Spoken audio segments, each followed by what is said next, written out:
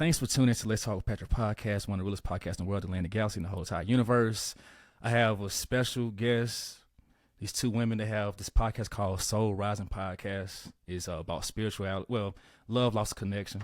I have Ginny.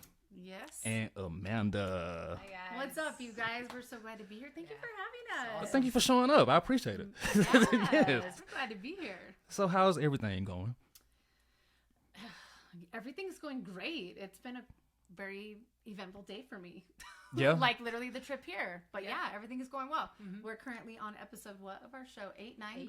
We're taping 9. Taping 9. Yeah. And we've just had, all the life things shaken down.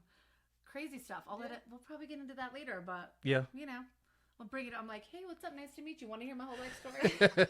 It all just happened 5 minutes ago. Yes. Yeah. Okay. We had an extra long trip here, and it was for a reason. It was because a lot of stuff went down in the car right here. So we'll tell you. Yeah. Okay. Yeah. A lot of stuff, you guys. Yeah. Mm-hmm. So how long you been doing your podcast, by the way? We have been at it since March. Well, before I even ask that, what made you want to do a podcast? I'm sorry, my bad. What was your reasoning for that? I had it secretly in my mind been wanting to do a podcast for a while, and I had picked up, somebody had told me about Anchor, right? Is that the app? Anchor FM, yeah. And I was like, what is this? I'm like, and I just started messing around on it. It was over COVID, and my kids were asleep, and my husband was snoring, and I'm like, I'm awake, and I'm like, check this out. I just started recording and doing a little I'm like, what? Anybody could do a podcast? This is crazy. So she and I were talking. We always were trying to stay connected over COVID, we know each other a few different ways. Mm-hmm. So we were having Vitality Bowls, right? We were having lunch. And we were just talking about the crazy, just division and everything that we were watching and witnessing during that time of COVID, where it was no longer just about a virus. It was about how wrong you were, how right I am. Yeah. It became just so divisive. And yeah, I agree. Yeah, well, we're all just kind of at home trying to figure it all out, right? And we talked a lot just about how we felt that originated and what that was coming from and what it was stemming from and how do we fix this shit? Because not only are a bunch of people dying, but we literally, our country is divided more than it ever has been. Why? And how do we fix this? So we would have our own conversations, and then one day she reaches back out and was like, hey, Amanda's an amazing author. Thank you. She just I did buy your book. Yeah, yep. I see it over there. I see it over there. Yep. Absolutely. It's such a good book. You guys have to pick it up.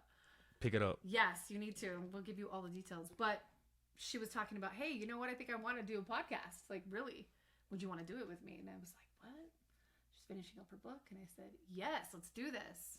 So she really was took the action on, let's go with it. But it had kind of been just it had been brewing for a while. Ginny kind of planted the seed. Yeah. And then maybe she watered it. Maybe a year later. Yeah. And then I was watering it. Didn't even know I was watering it. No. Yeah. It just she wrote a book.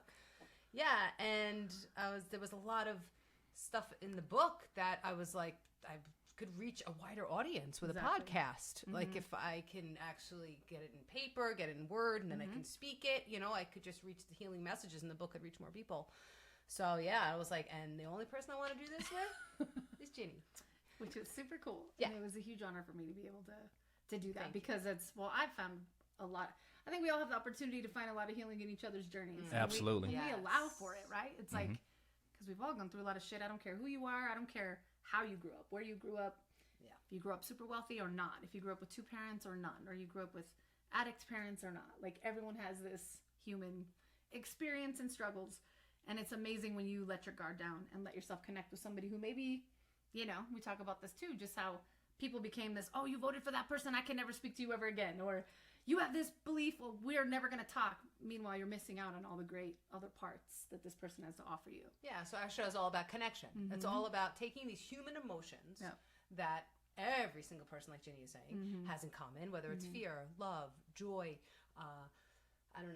self-worth. Yeah, self-worth. That's a huge one. Feelings of inadequacy. Struggles with addiction, struggles with all the... there's so many more people that have those struggle with mental illness, struggle with anxiety. Or know somebody who has. Yeah. And we're all suffering, really, in some way, especially right now on the planet. I think we're, there's many good things. I tend to be a little bit sometimes, doom and gloom. So the world's ending, the world's guys. coming But to it's an been end. great seeing you. Yeah. See you later. Yeah. But, You know, I think there's That's also true. so many wonderful things that we could share together if we could get over the differences. Right. Celebrate the differences, of Celebrate course. 'em. Celebrate the differences, but don't forget about what we have in common to Right. unite us, which is these common human emotions. And Ginny and I's purpose with the show is to use that in conversation. Always, how does that bring us back to those emotions? Bring us back to connection to ourselves, and then to each other, connections to each other and to the universe, God, higher power, it, he, she, they, whatever you want to call it. Right. Yeah. The energy, the Right, source right. energy that we're all part of. So was there anything specifically in life that made you want to do a podcast? Like past life experiences or even maybe a many. podcast you've been listening to? I think I just so like many. to talk. Yeah. Okay, fair enough. That's what's, okay. Talk a lot. I like to hear myself talk. Yeah. Yeah, I think for any of us, right, going through anything, I think for me, a big part of it, yes, being able to communicate, connect with people, and really help people realize they're not alone. I think that's a huge thing because I'm somebody, had 6 years sobriety in Congrats. December. Thank you. Amanda has a history too, her story. But for me, I mean, I was not like, I come from long lines of addiction, but I was not somebody who's like bum on the street. People think, oh, alcoholic, oh, this person, that's the piece of shit on the street under the bridge who's made bad choices, and it's not always that. You know, I had a 6-figure job. I never missed a day of work. I was a mom and a wife, and also an alcoholic. You know, so it's like I think, and I struggled and hid in that. I was ashamed in that, and it was like something I did very disconnected, right? And I think there's probably a lot of people that do that. We have these hardships, these struggles, these things that we don't want to talk about, and we suffer. We suffer alone. And I feel like for me, a podcast would be a place to sit and talk and share some of these authentic experiences to help other people be like, oh, you know what? I'm not alone. Like, I'm not by myself. And there's other people that are struggling with these things. Yeah, so being sober, Ginny and I have a lot of exposure to other people suffering their addiction and a lot of mental illness. Right. What comes along with addiction often is alcoholism in and of itself is a mental illness. I don't know if people know that, but usually there's like a comorbidity or a second diagnosis in there, bipolar, anxiety, depression, ADHD, OCD. Dyslexia. There's a lot of things, at play. So we want to provide a safe space for people to just listen or connect with us. To that, we're basically saying like we're here for you. We're willing to sit and share our story to normalize some of these feelings that we're all feeling. They're to not more- feel like there's something wrong with me for feeling this way. No, you're not A alone. bunch of us feel this way. Yeah. You know, it's like Especially there's now. a lot more. Yeah, With the world especially spinning now. out of control, it's the anxieties. Probably. I mean, there's probably more people on medication now. Oh, yeah. I would Yeah. say than Suicide probably ever. rates and- Suicide. Yeah. Younger people suicide. Everybody, all the numbers are up. Do you think social media contributes to that? Oh, Yeah. Yeah. oh my Without a god, doubt. without I a think so, doubt, too. without a doubt. And it's very well. Again, right? We have this false. It's supposed to be such connection. It's like Yeah. oh, connection, Yeah. but it's not real connection. It's not authentic No. because we're able to be like, oh, wait, put that filter on. Like, oh, look at my weekend was great, and it really was shit. You know. Oh, we went this vacation, and everybody is comparing their life to like these false images, almost this portrayal of our lives, right? We don't get the chance to sit here and talk and look each other in the eyes and, Absolutely. have a conversation or Just feeling share energy. things. Yes, exactly. But we're addicted too. Like we're all Yes, scrolling, yes. feeding our reality with non-reality. Well, I think we're all searching for that connection through. Yeah. Like I know For I'll sure. go on like a bunch of times a day and search for something that's going to make me feel good. Oh yeah. Search for Some something dopamine. Look at that and then get that dopamine. That's dopamine true. hit. I Yep. mean, Yeah. they have really figured out how to get us quite addicted to that screen. Oh yeah. And so, but it takes the human connection out of it when we're all just looking at you on the screen. It's great. I can connect with you, but in a different way. It's not the same way as sitting here, feeling each other's energy, like you guys said. And then I Energetic think there's exchange. also a lot more like exposure and access to ways to hurt yourself Oh, or yeah. ways to just create more trouble for bullying or gossiping or whatever it is, more pain for yourself and then for others because you just have it there like, oh, I can do this, let me learn how to do whatever to Whatever hurt it is. myself. Yeah. Let me learn how to cook up this drug, or let me learn how to cut myself, or let me learn how to, just like it's just more available to people now. Yeah, a lot more trauma being passed around too. Oh, for sure. Because some of the videos people share is like, why would you share that? You know what I mean? Right. Yeah. Triggering. Yeah, it is. Triggers people. Right, it does. And even the comments that people write sometimes, like they feel comfortable to say disrespectful things to people Yes. about certain Like it situations. doesn't matter. They're hiding behind the computer. Right. They're hiding behind the screen. Like, I'm just going to come on and say whatever I want. It gives everybody a platform. My husband and I talk about this all the time, that it's like social media is just all of a sudden giving everybody this ability to just say whatever they want, whether it's real or it's not, whether it hurts somebody or not. It's feeding the ego. But then I also feel on the flip side, it does help to spread some wellness. And like a lot of the stuff we're talking about now, like, we wouldn't know. I feel like we're jumping timelines like quickly because we have all this information being disseminated super quick to a lot of people. So, you know, it has its good and its bad. So do you think it'll get worse with connection with social media, with people? Specifically with connection? Yeah, just connection, like friends, relationships, whatnot. I think that I have hope for, I should say, I have faith that I feel like people like you, people like Amanda, like myself, it feels like there's a lot more people awakening to the realization that we have to maintain some of this like connection in person. Absolutely. That tribe together. Yeah, right? finding those like minds. And I feel like if we use it as a tool and don't let it use us, because it's again one of those things, all the people that are making a lot of the money are not dumb in the fact that it's such a good vehicle to make money off of all of us, right? But that's very true. I mean, crazy advertisement. The more clickbait, the better. But if we can all get smart and be like, yeah, but we could use it instead of it using us to spread more of the positivity, more of this connection. You know, I think it could be super positive. I think in the midst of that, we're going to probably see certain things maybe get worse, you know, I think. But I have faith, I have hope that we can use it. We could use it instead of having it use us. Yes. If it doesn't cause a civil war in our own country first. Well, that too. Yeah. A lot of the misinformation. It's a lot. People riled up. Right. Getting people riled up. Well, and to think that there's like bots, there's literally programming done. So they'll be like, hey, let's go into an I hate Trump room, right? And there's bots programmed to just start arguing with someone. Trump's the best. Like, dangerous. oh, make America great again. So and people are like, so enraged, and they're not even fighting with the person. Right. All that energy gets spent. Like, that's crazy. Yeah, but then like we're saying, like on the flip side of it, like this program, I keep calling them programs. I know, she says I keep program calling them like programs. it's 19 It's not a like program. I was just like, welcome to the program. What's this program? It's great. It reminds me of my grandparents. They watched programs. They're all about it, like Matlock. Hey, I'm gonna watch I my know Matlock. Yep. I'm gonna watch my MacGyver. I'm watching my program. Yes. Get out of here. Matlock's on. But yeah, this show, this podcast, like, we will be using social media to get these messages out to people. So it's like a necessary evil, maybe? I don't know. So are you getting pretty good feedback off your show? Good feedback? Yeah, definitely. We almost hit 1,000 downloads so far. Nice. Yeah, we've had 8 shows out. Awesome. And we've been doing it since March. We put a show out every other week. So yeah, I think people are listening, and I do get good feedback. I wish more people would tell me like how they feel about it. They did in the beginning. Yeah, but when I talk to people like one-on-one, oh yeah, I listened to your show and I love it. But like, I wish people would just tell, like, people that are close to me too. Like, I wish you would just tell me, like, oh hey, I just listened to your show and I got this and this thing, you know, I got this out of it, I got that out of it, whatever. And we also all encourage the hard feedback too. We want to know what we can absolutely change. Yeah, for sure. Yeah. How we grow. Yeah, for sure. We're saying we'll just be hurt for a couple minutes.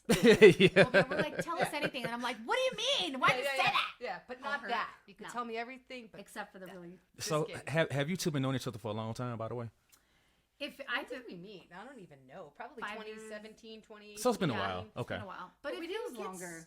Yeah, because Ginny and I have like a major soul connection going on here. For like sure. There's definitely other higher stuff going on. Yeah. And we're both sober, and we both go to the same church. Neither of us are like super religious or anything, but we go to the same church. And it feels like we've known each other forever. It does. But we got super close probably over COVID or right before COVID.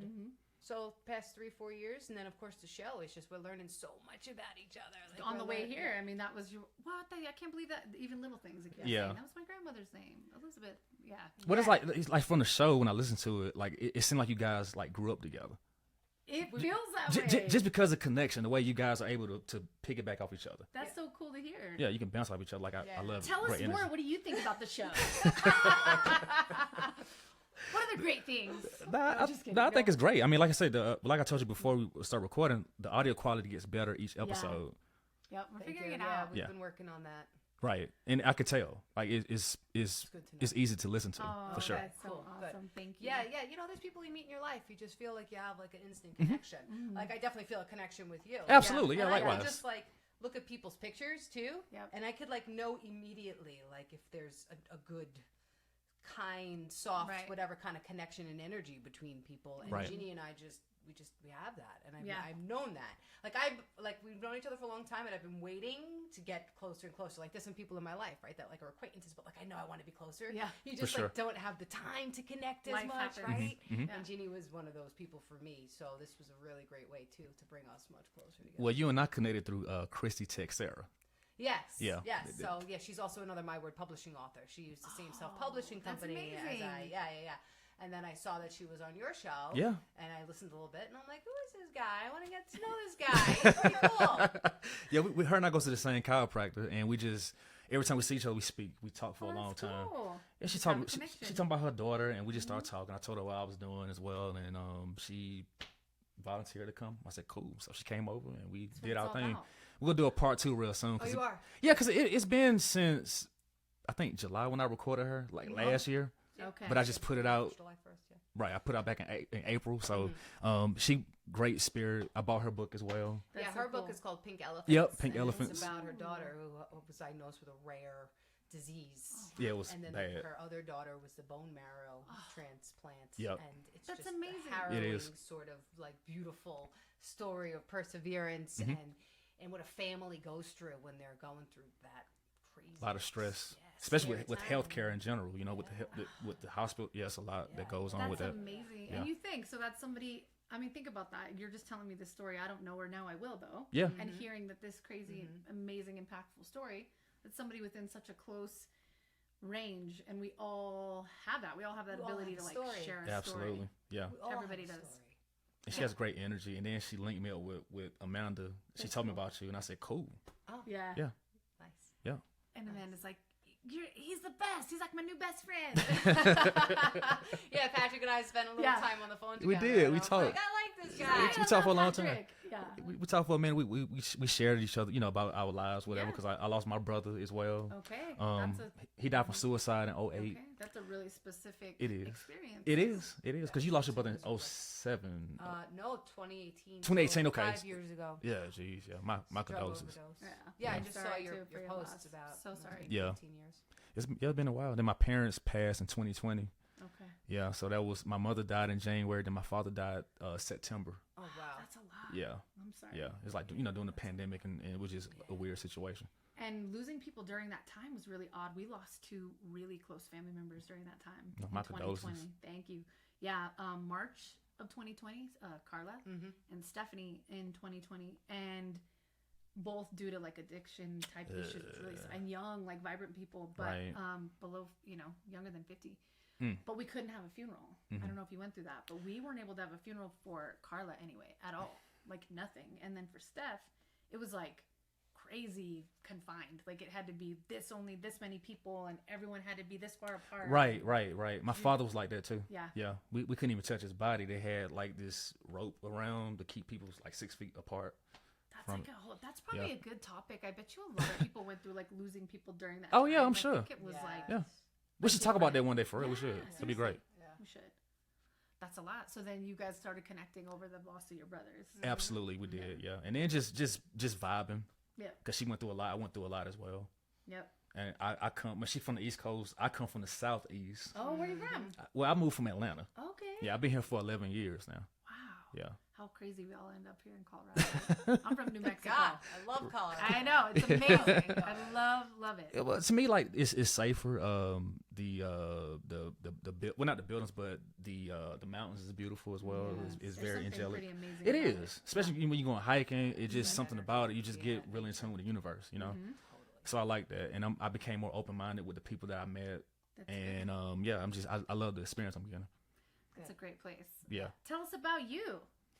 Damn. Does anybody Did you ever see throw that? it back on you? I Why know. don't we interview Patrick I know. today? Hey, Okay. Patrick. Patrick's Welcome invited to the Patrick's show show. today. What do you want to Welcome to know? Patrick's show where he gets interviewed. What do you want to know? Let's see. You first. What? What do Okay. you want to know? Amanda? Do you have any siblings? Oh. I do. Okay. And is your relationship like has the grief of your brother and your parents, how has that affected your family dynamic, like in general? How do you guys handle that? You mean the together? family as far as like siblings or relatives? Anybody, I guess for siblings I'm interested, but I don't know if you want to talk about your siblings, but like anybody, like has it brought any of you closer, or has it Has it brought created up a rift? harder things? Yeah, because I'm always I interested. I would say this. My younger sister, she's 36. My oldest brother, he's 50. We're pretty close. We don't talk every day, but we do talk a lot. That's great. My other siblings, we talk sometimes. Okay. You know, because everybody have their own lives and things they doing. And as far as my relatives, I don't talk to many of them. I talk to very few. I might talk to some on social media, but as far as like on the phone, not really. When I go home, not really. Yeah. Yeah. Was it always that way, or since your brother's passing? Yes, but it's a deep. I talk about it off the record. Okay. All right. Yeah. We're already getting way too deep. He's all, why are you girls coming on this show and getting deep with me on my show? Yes. So. Yeah, for sure. But yeah, we came. Well, my sister, and my brother, we came together, and we try to we tell each other we love each other a lot. Yeah. Such a good We try to make the best of everything that we can. You know what I mean? So good. Even with me being at a distance that I am, we still try to pray for each other and be there as much as we can for each other. Yeah, we did a show. Was it the episode 6? See you on the other side, when we talk about how grief and loss has the ability to bring people together Or divide. or divide, yeah.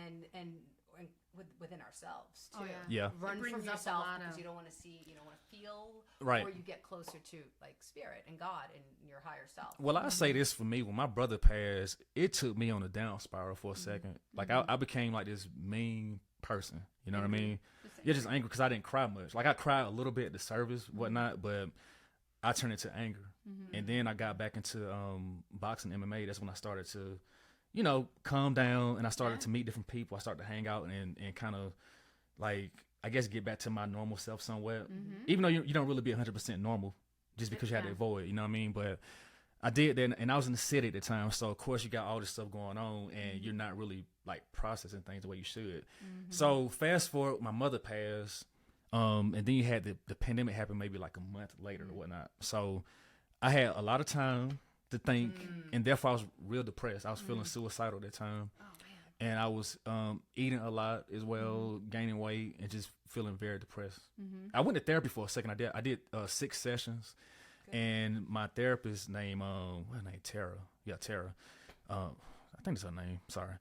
She was like, hey, we can do FaceTime if you want. And I said, look. And I said no. I said, if I can't be there in person, I won't do it at all. Good for you. Yeah, because I like to be there in person. I don't want to do all that distance stuff, So I stopped doing that, and that's when my depression sank in a lot worse. And that year, I lost a lot of people. Like 2 of my childhood friends, they got shot and killed that summer. My uncle Terry, he died a week before my father did. He had cancer. From your father's side. Yeah. And then my aunt Lisa, she died, I think, like Christmas Eve, I believe, that year. And then my friend Jerry, he OD'd as well that year. Yeah, it was just like, then my uncle, baby mother, she's like an auntie to me, but she had passed as well. She passed a few months after my mom had died. So it was like a lot going on. That is a lot. Yes. Yeah, and then me and my ex-girlfriend, we had broke up months before my mother passed, so we were still roommates at the time. So it was just like, that's like so real hard. awkward. You know what I mean? It was weird. You had a lot. It was a lot. Yeah, it was a lot. That seems to be like a lot of people's story. Right. Things happened During after I that moved to Colorado. I had Yeah. 5 very close family members die within 3 years. Jeez. Same. So Same. Really? Like, I've it had like seems to 13. be- 13. in 3 years. What? Yeah, Ginny. My husband's one of his best friends just died 2 weeks ago from cancer. My 49. condolences. Thank you. Jeez. But I mean, the list Yeah. it's pretty. Some of it is all just those timely things, Yeah. but a lot of it was alcohol related or addiction related, Right. accidental overdoses, different thing. A random cancer. I had an aunt who was diagnosed in August and passed in August in her early 60s. My aunt Anne, yeah, a lot of people. But similarly, it feels like I know many people during that period. It was like went through a lot of this like actual loss of death, people passing, and Right. kind of interesting. Yeah. Gotta wonder. But it brought up a lot for people. Yeah. And we had this opportunity for the first time in our existence to sit at home. We did. Yes. Right? We're like, oh, you're not going anywhere. Right. Not just not to work. You're not going to the store. Oh, we or was maybe to the forced. store. Yeah. Yes. You're Yeah. not going to the movies. Right. No You're gym, nothing. Nothing. Besides fast food and Unless you liquor want to go stores. buy liquor. Exactly. And then that's essential. Right. So I've been doing like a lot of healing before that. Like my brother died 2 years before COVID. My marriage blew up. We'd been in therapy. There was a lot of healing going on. I got into a 12-step program that deals with childhood emotional abandonment and just dysfunctional families and stuff like that.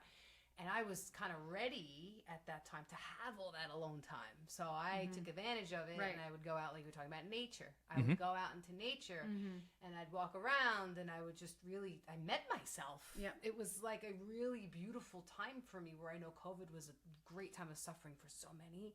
But for me, it was like just a great year where I just was able to tune everything out. I went off social media for I don't even know if I was on Instagram at that time. So you went AWOL, huh? Yeah, Okay. yeah. It was just like, It's a I'm good time for out. that. Good Yeah, time it for was. that. Yeah, I'm not dealing Especially with any social of this media was craziness. a nightmare during Oh, that time. Lord. Yeah, I know. It was Yeah. so bad. Yeah. So, and I had to keep it together because my husband has chronic respiratory illness, so COVID was very important. Wow. It was serious. We took it very seriously. My kids were home for a year as e-learners. Like, we were, just the four of us were together a lot, and it was really good for our family and for bonding. We had actually, that too. I'm quite surprised how well we did. It actually brought my husband and I very close together. But being out in the nature, that's really where I was able to just really meet myself and my truth and get honest with myself about who I am, and then feel that I am part of this one big, right, going back to the connection thing, this one big universe and this beautiful loving energy that's within it. And it made me feel that that's in me. I am a small part of that, yet an important part of that, and it's just all love. And Right. then I It all started to comes feel from the that. self-love. I started by witnessing it there, bringing it in, and then that's how, like, everything grew for me. So I think I was able, and I'm proud of you, Patrick, for using your grief eventually to turn it around. Absolutely. I appreciate that. Yeah. That's huge. Yeah, like you're doing this now, and you are who you are now, probably because you had to. It was like, I was my forced. God. Yeah. I had no choice. Yeah, But your you're gonna spirit forced you. Yeah. Yeah. Right? You What's did. so yeah. cool about Sink or that? swim. Yeah, sink or swim. Exactly. Is that you're gonna help because you've been there. It's really different for somebody to be in a dark spot. Like, had somebody been going through what you had when you were in that time, if someone had been like, Patrick, I've been right here, and you knew it because you could believe it, like they authentically, it might have been able to help you in the same way that you're going to be able to be a lighthouse for other people that are in that place, and they're Right. going to believe you because they know you've been there. You're not just some therapist like, No. oh, hey, it's going to be better, and, do some whatever. You've been there. You felt it. Yeah. And people will be like, okay, I'm not alone. Again, He that gets concept. it. He gets yeah. it, and people are gonna start trusting you, just like they.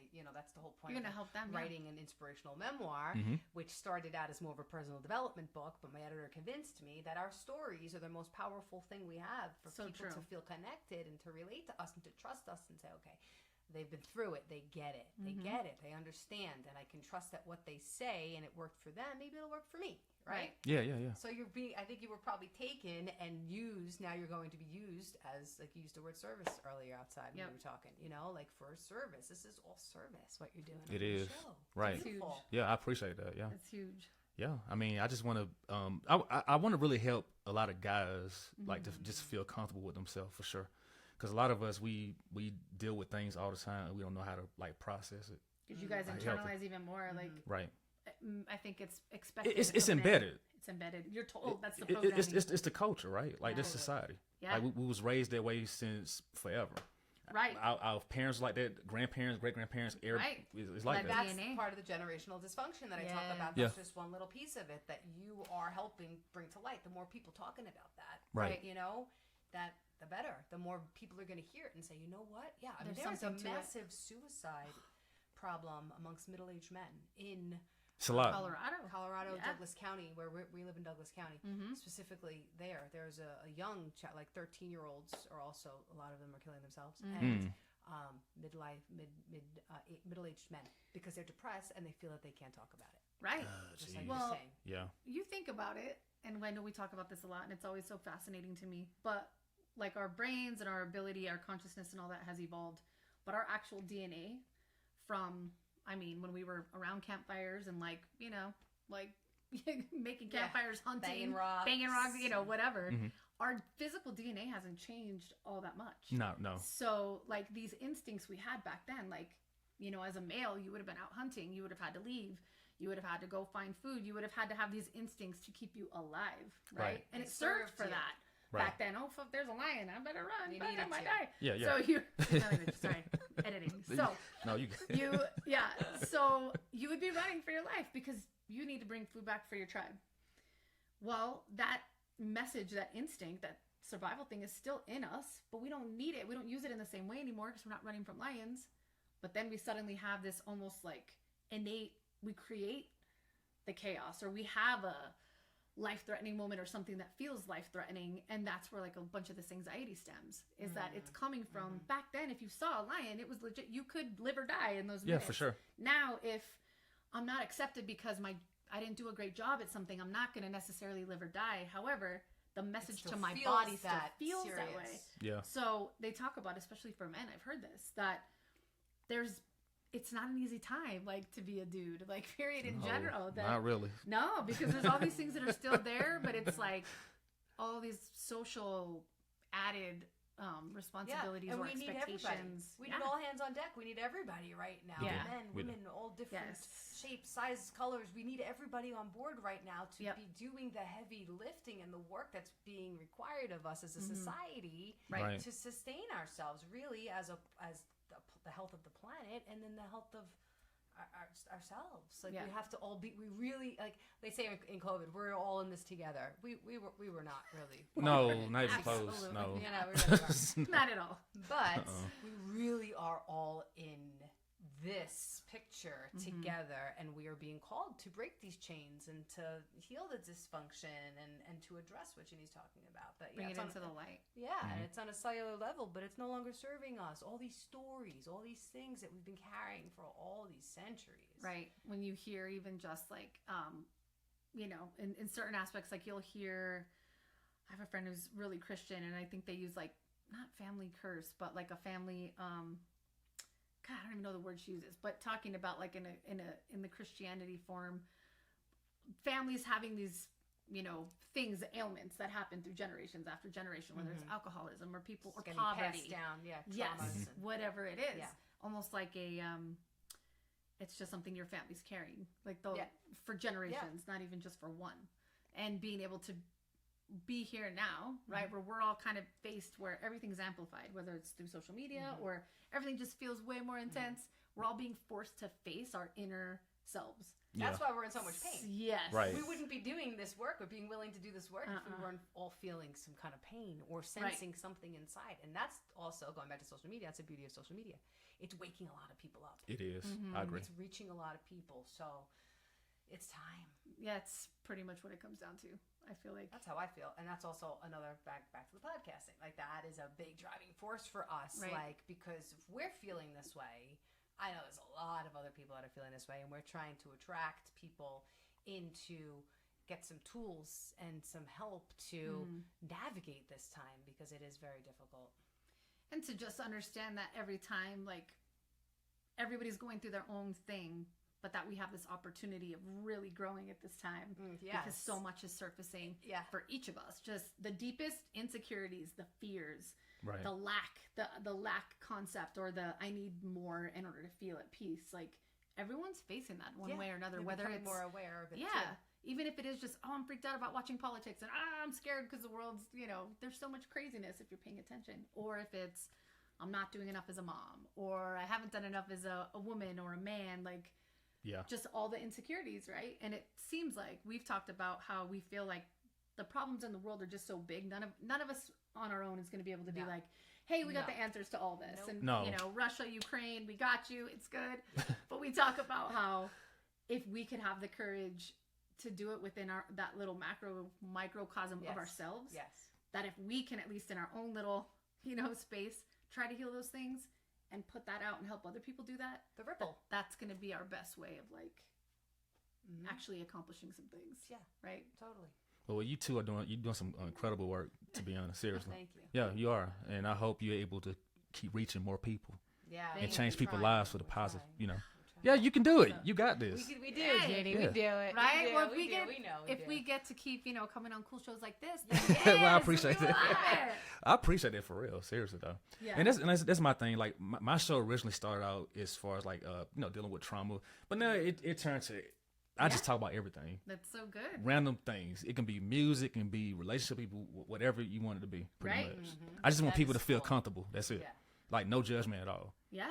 That's it. Because it's the last thing we need. judgment. We're all Right. No. we need to create a space of people realizing, because that invites people to be who they are. I talk a lot about how I think we all have a spark. I believe we're all gifted with something, a little piece of God, right? That Yeah. we have, that we bring here. No one else will ever bring that exact spark. And it's like our job to help people have the courage to leave their spark here. Be it, do it, be what you are, be who you are, all of it. Don't live in that, like, any shame or feeling of lack. The things that cause us to not leave what we came here with, right? It's Right. like the more that we can do that, the more that that's going to Yes. heal people. So I kind of want to go back to addiction real quick. Yeah. So what was the epiphany for you to make that change for both of you, since you two went through that? For me, Yes. I was able to hide it pretty well. I was one of those closet, pretty well, I say that. Yeah, right. We all think we're hiding it. By the way, guys, everyone knows. Yes. Like, if you think no one knows, everyone knows. Yeah, ask your Like, family. Yeah, ask a family. But no one talks about it, which is also part of what we want to change. But I think realizing it became daily, it was 100% my way of functioning with any level of anxiety. And then once my husband knew, and he was kind of confronting me about it. And of course I was lying, because that's what we do in the throes of that, right? Because you're ashamed. I mean, Well, yeah, for sure. so ashamed. But also trying to figure out how to navigate this anxiety and dark place I was at, and like not sleeping and all these things. But I tried to stop myself by the time it all was said and done, because I had been hiding it. So you go from, oh, my husband didn't want me at happy hour. Okay, cool. I'll just buy some shooters. I'm just going to Red Bull and some shooters in the car and toss them out. He'll never know. And that took me to that path of, all of a sudden I realized it became almost like a relationship, like a secret, like an affair is what it became like. Because I did it in hiding. I did it. I would lie and say, no, I wasn't drinking. But to me, it was like, I'm still working and I'm doing all these things and I'm a mom and I don't get any breaks. And I was justifying all these things. And he thinks he's better than me and trying to, control me. And I was just getting more and more unwell. And I think when I finally tried to stop myself, I realized that this is a problem, right? And I was getting sick as I was trying to stop on my own, because I had been moved all the way to vodka. I was just vodka, straight vodka. Wow. Yeah, like through the, starting at 9 a.m., just shooters throughout the day till I went to bed. Damn. Yeah. And driving, thank you, Lord, that I did not kill anyone or myself or harm anyone. Working, not a lot of people knew that this was going on. So when I realized it was a problem and I needed to stop, and I couldn't because I was physically becoming ill. I felt like I had the flu. I was shaking. The anxiety was insane. I realized, okay, I can't do this by myself. And I told my husband, here's the deal, and I'm getting sick and I can't do this by myself. And I was like, all right, let's go. So I decided to go into rehab, because I Good for you. I did 30 days of rehab. Wow. What rehab did you go to? if you don't mind me asking? I was in New Mexico, Oh, yeah, and that's it was right, through yeah. one of the hospitals in Las Cruces there, yeah, which is where I got introduced to AA, which I'm super grateful for. But it was very hard coming to that. Obviously the level of shame and everything else, but I was brought to a point where I was in such a dark spot, and I knew I did not want my children to grow up. I've got addiction in my family as well. I didn't want my kids to grow up with me in that situation or potentially lose me. So it was like, okay, I got to do this. So I did, and gratefully, thank God, today I had 6 years, December 3rd. Kudos. Going on 7. Congrats. Yeah, thank you. Yeah, good job. Seriously. I, did not do it by myself. Never could I have ever. And there's a lot of 12-step programs out there that are amazing, you guys, and they're free. And you can find them anywhere. And if you need help finding them, like, reach out to Patrick, let us know. But you don't have to pay for rehab, because now it's ridiculous. They don't really offer a lot of help through insurance for rehab. It's terrible. People don't have the money for it. Right. But there are meetings out there. There are groups, and that is what did it for me. Yeah, and I'm so grateful, because I've got to face a lot of that shadow self. Talk about shadow work. Oh my God, I still have a lot to, I think, work through with that. But the darker sides of myself. Give yourself grace. Yeah. For sure. But yeah, I'm grateful. So grateful for that today. And I've been given a set of tools, not just how to like not drink, but also how to live. You know, if we get past some of those things we hang on to and the regrets and the expectations and the resentments we have, you know, but well, if you grew up like I did, you know, you would drink too, or if you had this situation. And meanwhile, it's like, well, almost everybody does. And we can still live our lives without that being who we are, you know? So that was it for me. That was pretty much my story on that. And Amanda? Yeah, they say we come for our drinking and we stay for our thinking. Yeah, that's right. Because addiction in any form is just a symptom of a spiritual malady, really, of a greater problem going on. And for me, getting sober, I mean, I knew I was an alcoholic since I was like 15 years old. Like, I didn't need, and people would tell me, but like, I really didn't need to be told. I knew that. And by the end, I could tell you between one sip to the next when that shift was coming. So they call us like Dr. Jekyll, Mr. Hyde. And my mom used to say, your face changes. Yeah. Your eyes change.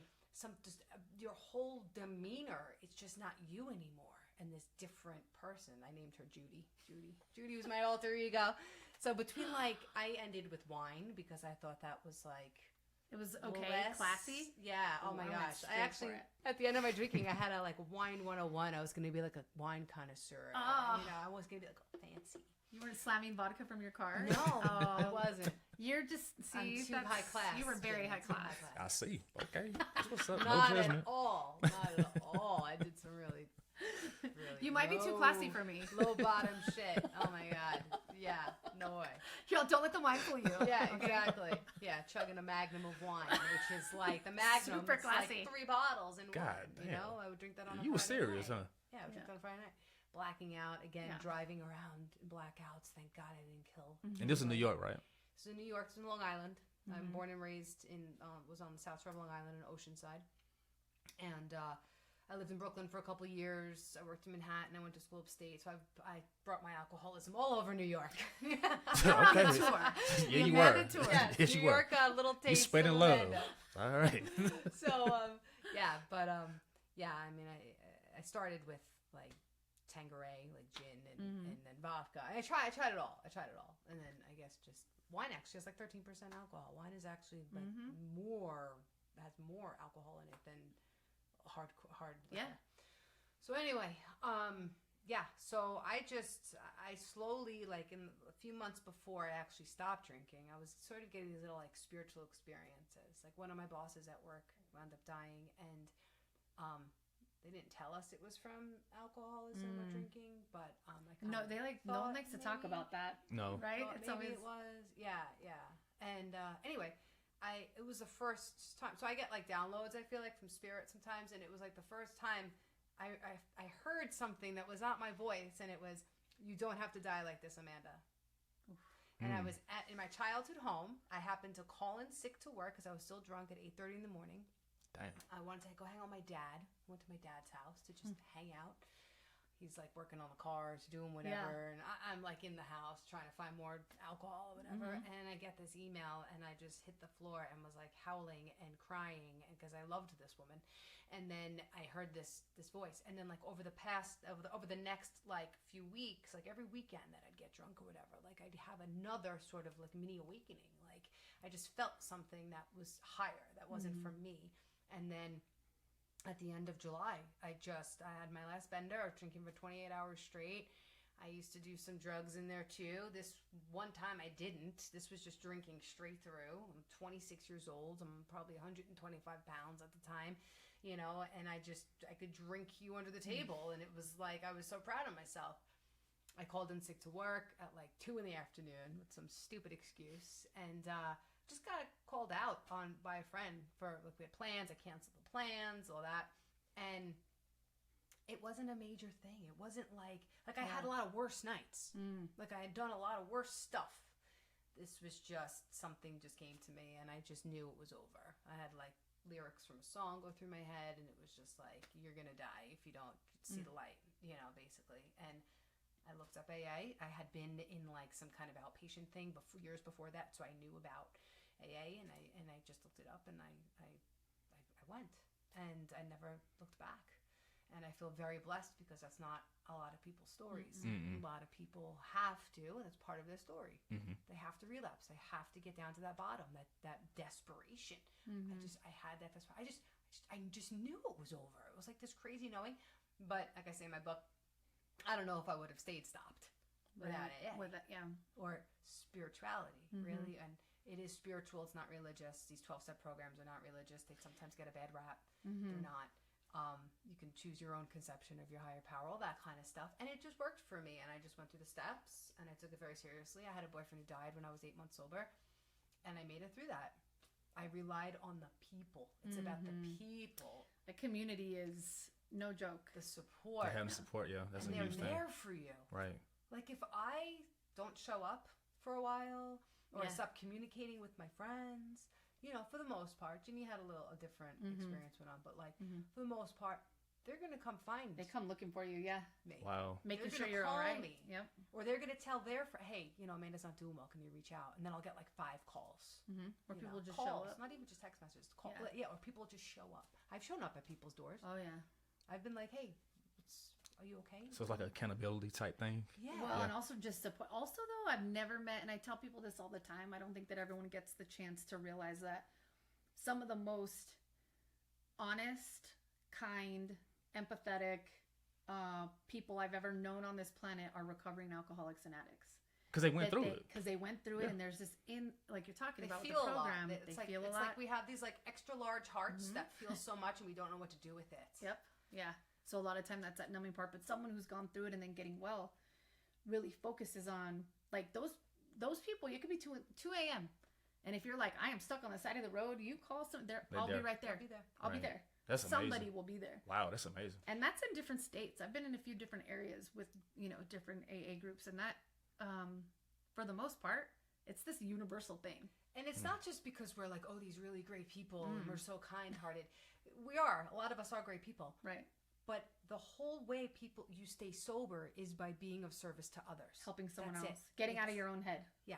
So when you feel so like down in the dumps and oh wow, poor me, pour me another, that you can be like, no, because your brain will not allow you to be like helping somebody else and then feeling bad about you yourself feel better at the same about time. yourself. Yeah, yeah. So being of service actually keeps people alive. It's like a spiritual reward. It's like, yeah, so we have a whole chapter in our literature about working with others and sponsoring people and giving back. That's really, for me, I know there are a lot of other ways that people stay sober. I'm not sitting here saying AA is the only way. Right. You have to do it this There's way. a lot of ways, yeah. But for a lot of people, this has worked, and it's worked for me. And I know, so when I moved to Colorado, I had a very, very difficult time adjusting. I was really caught up in being a New Yorker. I had no idea how much that was my identity, and I just had a really hard time assimilating. And I made myself of service. Right. I met some people who were talking about opening up a 12-step recovery clubhouse in our town. And I was like, yes, let's do that, right? And I knew that I had the organizational skills and the drive and all that. And we made it happen. So, like, I put myself to work because I was scared for my own sobriety at that time. So, yes, I did it to help other people, but really it was to save myself. And it's part of how that whole thing works. It's amazing how it works. So is Judy still here? Yeah. Is All she- I want to know is where's Judy? Is she lurking in the shadows or what? Or is she gone forever? Judy, interestingly enough, was the name of my boss, the boss who passed away. Really? Yeah. And I guess I don't know. I guess I wanted to be like her, and I would call myself. So was calling myself her Judy before she even passed away, and then I heard the voice. She was the voice that I heard. But yes, Judy comes out in like just more honest ways and more intentional ways, and it's just like my true self. Because even while drinking, we're not like our real true selves, but like there were parts of me that I wasn't able to express without being drunk. Truth Right. serum. Truth serum. Yeah, For sure. like parts came out of me that I was, repressing for a long time. And now I can do that sober, That's awesome. I can get to that place of, and I used to be very creative when I would drink. And I used to be Oh, yeah. afraid that if I stopped drinking, I wouldn't be creative That's anymore. a huge thing. And so many think about how many artists, think about how many of us are wired artists and addict or alcoholic. Yes. so many. Yes. You know, even in a famous artists. Think of how many musicians. Or sober. Yeah, for sure. There's so many more famous musicians and celebrities out there than you even know are sober, you know, because we're not really supposed to be talking about, you know. I was just thinking about that. The 12 traditions and all, and sometimes it's weird talking about AA, but like they don't want to necessarily out themselves because of I guess reputation. The anonymity. And the anonymity thing about it is that say they then go out and relapse, people might say, oh yeah, that doesn't work. That AA doesn't work, right? So it's to protect the program as well. So if I go out, please know, people, this is not because AA doesn't work. She's also listen. It's because of me.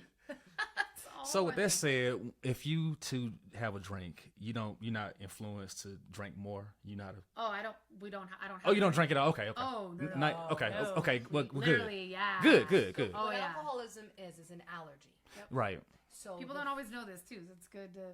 we say the first drink gets you drunk. It's Right. not the 10th drink. It's the first drink. Because if I take any alcohol, whatever, into my system, I have a chemical reaction. I have a physical allergy to alcohol. It sets off a craving. Yeah, you don't metabolize it the same. You metabolize Your it dopamine differently. sensors are different. If you're alcoholic, your dopamine sensors are hit differently than someone who's not wired alcoholic. Well, I It's literally commend a you too. physical thing. I commend Thank you. I do. Thank you. And actually, we metabolize, like you said, Yeah. sugar. It's sugar. Yeah. Because there's alcohol, sugar is alcohol, Yep. sugar. So we metabolize that, and then that sets off a sugar craving, really, is Yep. what goes on. And it causes weight gain for some Oh. people. Yeah, it does. Yeah. And so we don't drink at all Yeah. because I'm too scared to like set. We actually went out to dinner the other night in Denver, and they gave us these mocktails, so like on the That house. We're so close. I wouldn't order one myself. Wow. Yeah. But like they gave it to us, and it Yeah. was like a prosecco, like a fake Yeah. prosecco. It was so close. I don't even think you drank yours. I don't even think you finished yours. I don't think I finished it, but So, it was close. so you don't have any temptations. No. No. Well, that's today. awesome. But again, it's That is great. because of, I think what we're talking about. There's programs out there that help remind you. You learn some tools to. I'm around it. I've had to be around it in my previous job. Like I don't mind being around Not it. at all. It doesn't bother me. Yeah, either. we don't keep it in the house. Like No. my husband doesn't really drink. He still drinks like with his friends, or his really good friend just passed away, so they were all tying one on last weekend. But it doesn't bother me to be So around. the obsession is removed. That's what Right. happens. You The work the 12 obsession's steps removed. of whatever program. Yeah. There's addiction. There's a million different programs for like every drug out there. It's not just Right. for alcohol. But at some point within doing those steps, you have what we call a psychic change. And what happens is the obsession to drink gets lifted. So for me, I knew something bad was going to happen every time I drank. Yeah. The No, obsession without of the fail. mind, that's why I said it's like a symptom, right? Yeah. Because it's the obsession is the problem, the thinking, Mm-hmm. the obsession of once I think about it, I have to do it. I have to have it. A lot of us also have OCD. I think I definitely have a touch. Or So ADHD, which yeah, for I me, think for I sure. have that too. So I ran like a All the I think I got it all the I think I got letters. it all. You got all the letters, girl. You got all of them. Yeah, exactly. I'm on the whole alphabet. And then All some. of those. So once the obsession kicks in, I have to drink. It sets off the craving. I wind up blacking out. I wind up, doing crazy things. Right, like that saying always sticks with me too for somebody who's alcoholic. That the first drink or one drink is Too many, 1,000's not enough. yes, one drink is too many and 1,000 is not enough. Because somebody who's alcoholic, like she's saying, it's not like you're not the person who I've had a couple glasses of wine. Like if there's alcohol to be had, because your dopamine levels are finally level, right? So people who are wired alcoholic or addict were born with dopamine deficiencies out the gate, which is also comorbidity of like ADHD. I was gonna OCD, say, yeah, it's all those serving things. those other Yes. things, whether you're bipolar, Whatever it is, a lot of any bipolar. kind of a lot of people. So what happens is those of us that are our senses are kicked off by the alcohol. All of a sudden, your body has the normal level of dopamine that it's supposed to have normally, because we produce something like 60. We only produce 60% of the dopamine that someone who's not wired addict does. You've done a lot of research, Nate. Oh, yeah. Interesting. I can tell. Yeah. So, but it's always good to know because Yeah, it people is. don't always realize it's not just a moral. Oh, this person's a piece of it's shit, and they're scientific. choosing It's this. biological. There's some actual physiological things. So when your body hits that point of having the dopamine that it's not ever had the right level of, it's like, Oh, wait, I like that this is feeling. how we're supposed to feel. Yeah. Get more. Right. How do you make that? And How do I that's keep where that this? happens. Yeah. Is in that part of it. And now we So- keep that in different ways, right? Yeah, you find I different always ways. get a shot in my arm after we do our Our record our show. podcast, yeah. Or if I'm working with a sponsee, or Yeah. if I run, or Yeah. if I just make a good choice for myself. Yeah. Yeah, Right? yeah. If I have two different options and I pick the healthy thing to do, I'm like, Yeah. yeah. And that makes me feel good. So there's all these other ways that we can get that dopamine hit now. Right. I also take supplements for serotonin. My therapist Okay. thought that I Yeah. also have a low serotonin issue. So because I can get a little depressed, that might be more hormonal. I haven't really figured it out. Right. But the supplements help me. You know, whether it's a placebo effect or not, I don't really care. Yeah, it works. It's working. I feel better. I also take some stuff to my hormones too. But it's been a journey to try and get like balanced. Yeah. So do you do like yoga or anything? I need to. I need to also. Okay, I And thought you keep did for some saying reason. I don't know it. why, but Maybe Would because think I need maybe. to. I just assume. I don't know. I've been It is- flirting with yoga. It's Yeah. been like Yeah. back here for like 10 years. Uh-huh. It keeps coming to me like in front of my face all the time. People are like, "Oh, are you doing yoga?" I'm like, no. I mean, I should be. I done it. I've done Yeah. it before and I Awesome. love it. I have My just husband had loves it. yeah. It's just almost been this message recurring. I keep having things pop up like I'm listening now. I'm like, all right, universe, Right. I'll do some yoga. Okay. The thing I tell you about it, like, listen to your body. If it's like if it feels strenuous or whatever, don't do it. Yeah. Cause that's how I messed my back up again. Cause I did that. Man. Yeah. Cause I was stretched. I think I was doing like Warrior 2 or something like that. Whatever pose it was. And I overextended my back, and I felt it, and I said, So then the next day, I couldn't even work. I had to go to the chiropractor, and my sciatic nerve started to flare up again. Sciatic nerve. Oh, it's horrible. man, It's the that's worst. I had that pregnant. I had that- Really? Yeah, me too. Really? Me too. Oh yeah. Oh, jeez. I went to the Yeah. chiropractor. She did this like adjusting method. I don't know Right. what it's called. It's like she didn't manipulate me. Is it like a dry needling? No. No. I forget. It's something with an A. It's like a popping. Thing. It's Acupuncture? Like this thing. No. I was actually on like a chiropractic bed. Yeah. I think I was like maybe up. I don't even know. And she took this like this thing and it's like popped it in a couple places, and it went away. Really? Yeah. Huh. Pretty Wow. amazing. That is kind of amazing. That is. Wow. Especially So you had no working issues with since it. then. Probably activator, maybe it's called. Mm. No, it Wow. was just from the pregnancy because the baby was sitting On your the nerve. nerve. Yeah. That's the worst. Oh. Because it's shooting down your leg. Yes. So oh, you man. have that like chronically? Like is that a thing that bothers you a lot? It's much better now, but Yeah. the past year it has been horrible. Oh. Especially when when Christy came over, it was bad. Yeah, because at the time I couldn't even drive my car barely. I couldn't lay down. I had to walk a lot of times, and trying to use the restroom, that was difficult. Oh, geez, man. that was bad. Putting on my underwear, it was all the things we Yes. take for granted. exactly picking up trash. You know what I mean? Like I couldn't even do that, Yes. and that made me feel suicidal too. But just because the pain was just so much. Pain can do that. It can. It really can. It was just nonstop the whole time, and I couldn't go to sleep. So I ended up, getting massages. I got the dry needling, the cupping. I done the float tank. I done cold plunge. I done laser therapy. I done everything you think of. I spent Has a lot it of money. helped? Yeah, it Okay, did. good. It has. But I've been working on my mindset as well. I've been watching like Joe Dispenza and Joe Dispenza's Yes. amazing. I love Joe Dispenza. Wayne Dyer and people Wayne like that. I Dyer's watch all those amazing. guys. So they help with my Yep. mindset as far as like focusing on different things, right? So much Yes. about it, our physical pain Yeah. is about how we're thinking. Exactly. So I try to focus on So that. much. We have so much more control. We do. We have do. so much power. We really do. I don't even, We do. We have no idea. No. We've We- tapped into like even with all that we've been talking about and all out in the personal development world and the enlightenment and the Right. awakening, we've really only tapped into like a minuscule piece of what's possible. Facts. Of Exactly. it. My uncle just on the way here was telling. I forgot the name of the book. What did he say it was called? The power of I am imagination. a power of imagination. Who's the author? It's about I am. I don't know. I don't think I And got I it. don't think he said the author. Okay. But It's called this The Power is of my Imagination. uncle Power of who lives Imagination. in Florida, and he was talking about how amazing this book is, and he was talking about this exact kind of thing that we're not taught to really understand the level of power we actually have. Each of us. That's on purpose, On right? purpose. It is, Isn't yeah. that, Oh. Isn't that done purposefully? Right. 100%. Yeah. Yeah. That we are not taught to understand that we are co-creating the entire experience, that it's like Collective. You used the word collective. Collective, Collective yeah. mindset. Yeah. Uncle John, Uncle John, my new buddy. Shout out to Uncle John. Hey, Shout out to John. Uncle John. What's up, Uncle John? West Palm Beach, Florida. What's up? What's up? We had crazy things happening on the way here, like crazy. Yeah, I want to hear Yeah, this. let's- Okay. Yeah, tell- let's hear tell this. the All right. people. Oh my gosh, What Yes. happened? you guys, talking about healing and all the things on the way here. We were on the way driving, and My cousin in Connecticut, my cousin Lisa, texts me and is like, "Gee, you're never gonna believe this. You have to call me." And I haven't talked to her in a while, so I'm like, "Oh God!" Like I'm like somebody's dying or somebody died. I'm like, ah. So I call her. She's like, "I gotta get my mom on the phone." She gets her mom on the phone. I'm like, "What is happening?" I'm like, "Is everybody okay? Like, tell me that first." So, long story short, I guess it's like hard to even make it short. But my mother, in her earlier years, she was young. I think we can't quite confirm yet, but 16 or 17, got pregnant. And it was a situation that was just very challenging. My grandmother was raising 5 children on her own. My grandfather, God rest his soul, helped give me some of my beautiful, I think, alcoholic genes. He was alcoholic, Irish, great man, but also suffered with this disease. So my grandmother had kicked him out.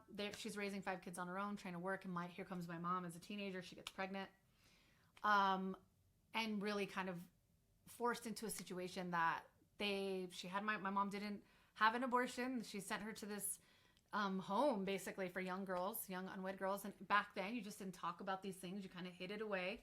No one really knew. My mom just went away to school, and she had this baby girl that she was kind of forced to give up. And this has haunted my mother forever. We've known about this girl. My mom had named her Teresa at the time. And she always was so bothered because this just tormented her. She had to do this. So long story short, my cousin reaches out today. As we're driving to come see you, we get on the phone and she says, "Hey, our cousin Jean in New York, it's this message. Someone says, I know this is going to sound crazy, but I'm showing on my 23andMe that we're cousins." Right? And Wow. like our cousin Jean is like, "Yeah, I don't know." And she said, do you have anyone in your family who happened to give up a daughter for adoption back in July during this time? And he's like, "Yeah, I don't know." He didn't remember. He tells my aunt. My aunt's like, "That was my sister. My sister gave up a baby." They start talking. They start connecting. We are sitting there having the discussion, and they're texting back and forth. The daughter of this lady had reached out trying to find family because she's, trying to find some genetic health history. And come to find out, we start throwing dates out there, and this is the girl that my mom gave up. This is my sister. Wow. My How ironic is that? sister.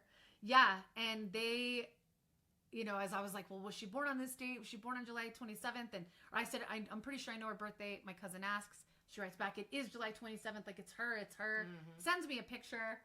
Looks like Ginny. Looks like me. Wow. I mean, this is unbelievable. And this is all happening right before we walked in here. And the thing is, my mom has really been tortured by this. Like, prays every day that she would have, first off, that she was alive, and that she would have the chance before she passed away, she says before she leaves this earth, to be able to have contact with her, to be able to tell her that she would have never given her away if she didn't have to.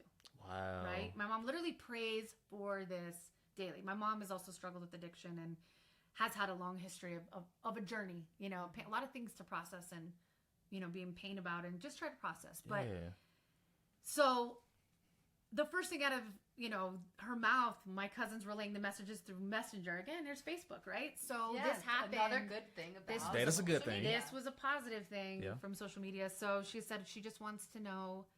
She's asking, the first thing she asked was what she wanted. And would she have been kept, like, if things were different? Wow. And that's so deep. And of course, my aunt is like, "Yes, tell her that her grandmother was raising 5 kids on her own, and like, what was she supposed to do? And that, yes, she was wanted. But to think that that my sister, her name's Elizabeth, is what I found out, has been going her whole life, like, wondering this, and here's my mom, who also wanted to be able to tell this to her. Both of them, 2 people that are tormented by this thing that's probably told a lot of stories in their mind about their character and who they are and how they feel about themselves. Mm-hmm. And to just today, and I haven't even been able to tell my mom. She doesn't know how to get on a podcast. Thank God. Because you guys are all finding out before my mother is. Okay? Thanks for being here for the moment.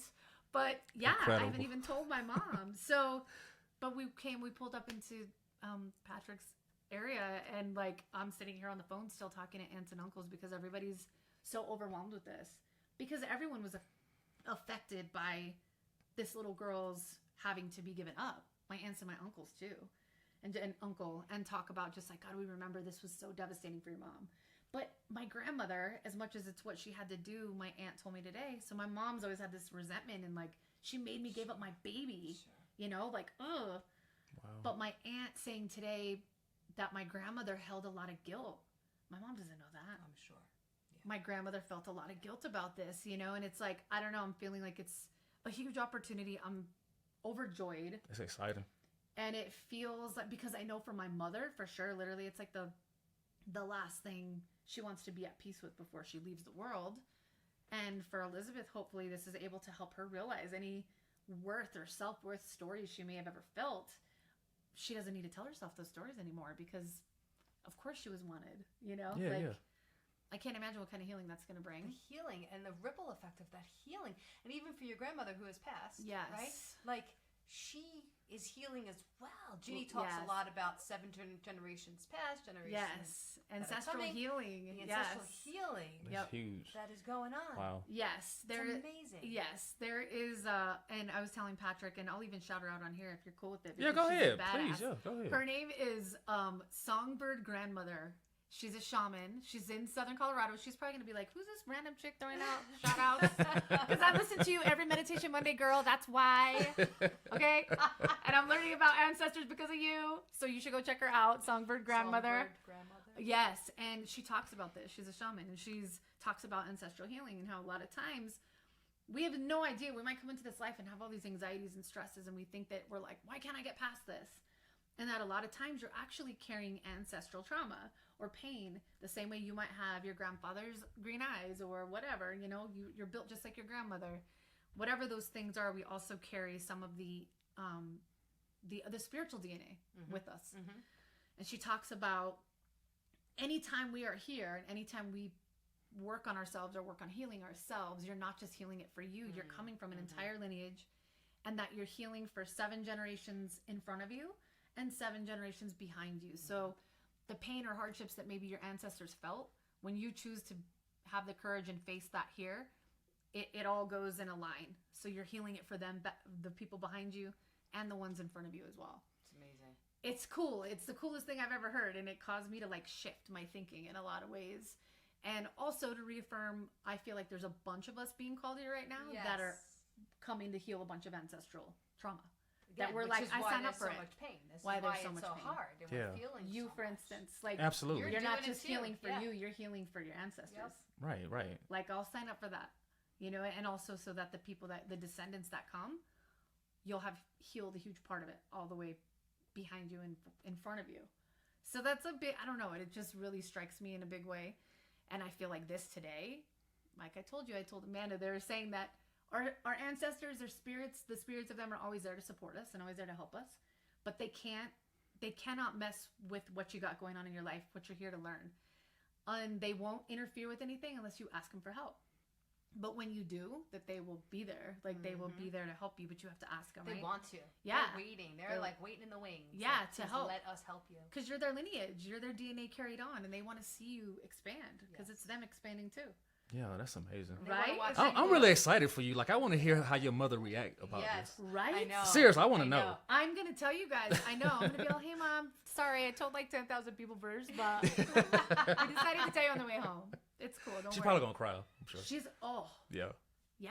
because she prays for this. And she's here Prays for- locally, right? She's in Colorado. We brought her up Nice. here. Yeah. You going to tell her in person? We were just having this You really discussion. should. You think? That's Yes. what I was thinking. Yes. To see her face, Ginny. Exactly. Selfishly, I want to hear it. I want her to I get don't know on if I speaker can on the way wait that home. long. But like, I don't know if I could wait. Like, Is I it, don't know. she stay far? No, but I'm in she lives Castle right Rock. in the same town. Maybe you could just go over there this afternoon. You and tell her. should. Because what if you call her and the phone just drop? Like, the connection drop all of a sudden. You're like, I got to take some money and the phone Girl, just hey, drop. guess what? That And she would be might the need- worst. And she might need like a hug. Yeah, and exactly. support. Like she might go into like a, have a lot of emotions about this. You got to do It'd be a that. beautiful experience. You have to do for that. a mother-daughter to. You have to do that. It would be healing for your relationship. That'd be great. With her too. Probably. Yes. Ooh, but it sounds like a lot. It sounds like a lot. kidding, yeah. You can No, handle got it. You're here for a reason. You can handle that. Yeah. Yeah, You can do I think this. It's got to be part. It's got to be part of. Well, we talked about this. Like of all, so this happened in the state of Connecticut where all the records are closed. My brother and I always said, well, if she wants to be found, she'll go to one of these groups. My brother has his DNA on a different one, Ancestry or somebody. This girl's daughter, so my niece technically, was looking at another website, so they wouldn't have seen my brothers. My brothers didn't have it in that database. It's not all one database. Yeah. So the odds of them finding each other, the odds of this happening are very slim because my brother's the only one who has his DNA out there, and it's on a separate site. She said she's been looking for people to try to find hits every couple of years, and she finally just had one ping her today or whenever because I had another cousin. So they're like fifth cousins, but that's how strong our DNA is. Yeah. The program told her, yo, this person is you share blood. Wow. You share DNA. That's amazing. 5 fifth cousins. And she's been able to say, okay, and now we're at this point where we're narrowing it down. And I can't even, my uncle, my aunts, everybody's all emotional. My sister started crying. I called my sister. She's like, tell her I am all in. Like, if she's ready to, like, know us and whatever. Yeah. She's got kids. We have nieces and nephews. Like, that's amazing. What? Wow. It's crazy. So yeah. You plan on meeting her? Oh, yeah. Really soon? Okay. If she's down for that. Okay. Yeah. That'd like, be great. I think, well, my uncle right now, that's what he was saying. We need to get your mom up here. Because... Definitely. Yeah. He's like, if you need, and did you hear him say, if you need financial help, like, that was really because everybody was, I think everyone's kind of, it's going to be a healing thing for everyone. They sat by and watched my mom go through and her mother go through this horrific exchange and a lot of pain and trauma around the situation. So it's going to be healing for them too. Cause they've always wondered, where, what happened. And my uncle just kept saying, I have goosebumps so bad. Like, I just have goosebumps. I can't believe this is happening. Well, so, with this, you got to tell your mother in person. Not with the phone, not text message. No. All right, No. Patrick. You got to be there in person. All right. I would love to see that. That's incredible. Right? For real. I wonder, should I Beautiful. You want taper? make it? Set I up was your going to social say, media. I'll have my 10-year-old. I'm on Sandy. Get this light over here. When my mom's crying, like, get that. Well, even so terrible. You don't have to post it. You just have it for yourself to watch. For her. Exactly. Yeah. That's kind of a big thing. She's gonna Yeah, freak that'd be out. huge. Because she talks about it so much. But that's also the part I'm really grateful for my half-sister, I hope, for her to be able to know now. Like, no, you have no idea. We've known about you. I told her daughter that. I said, we've known we've had a sister out there. Like, we've known about your mom's existence forever. Yeah. And what's been coming up for me around this is the whole duality of like relationships, like how there are people out there that are just dying to meet each other. Yeah. That just really their lives are going to be so complete. There's going to be so much healing from coming together. And then there's many, unfortunately, other situations where family members don't speak to each other. Right. And they're so angry that it's like they're throwing away the relationship. Yeah, they're throwing it away over just usually nonsense. Unhealed pain, misunderstanding. Yeah. It's real for them, right? But it's usually misunderstanding, really, what it comes down to. But I just love that this type of stuff kind of offsets that, right? Yes. There's always the yin yang, it's like you have this, like my personal story, I have a lot of that, like family members that don't speak to each other and stuff like that. Oh, yeah. So it was such a beautiful gift for me to watch that go down in the car, and I was crying. I was like, that is so beautiful that like these people care so much, and it's gonna fill their hearts, like it's gonna heal. It's like crazy next level healing stuff. Yeah. But for everybody in the wake of it, everyone, myself included, like all of us, because we have no idea how much our actions affect so many people. Well, and it helps too because my mom struggled with addiction big time. She still, I would say still, but she in some of her tough places of her life, there were times where it would be very easy to be like, my mom chose her addiction above me, or you know what I mean, like I wasn't worthy enough for her to get better type of a situation. That happens, I think, with a lot of people. But this also helps heal and have an understanding of, I know the trauma. I've heard my mom talk about the emptiness that she feels over this scenario. Terrible feeling. Yeah. That she didn't even want to give this child. Some people are like, okay, yes, I'm on board with and this. it's still tough. This I'm is doing what's it. best She for didn't everybody. want to. She didn't want to. She didn't have a choice. Yeah. In the matter. Especially at that time. Right. Yeah, you didn't do that. And it was all just, and then she came back, and then there was just the whole stigma of all of it. She left not long after to the military, which is where she ended up meeting my father, right? She's in the military? Yes. Really? In the army or what? Army. Yes. Okay. Wow.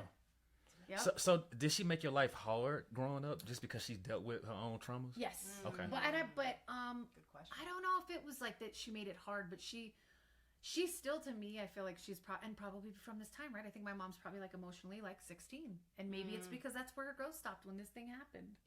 I can see that. But it's like she's never been able to necessarily emotionally be, I guess, have that. Present. You're right. She's Right. probably never moved on from She's never moved on from that.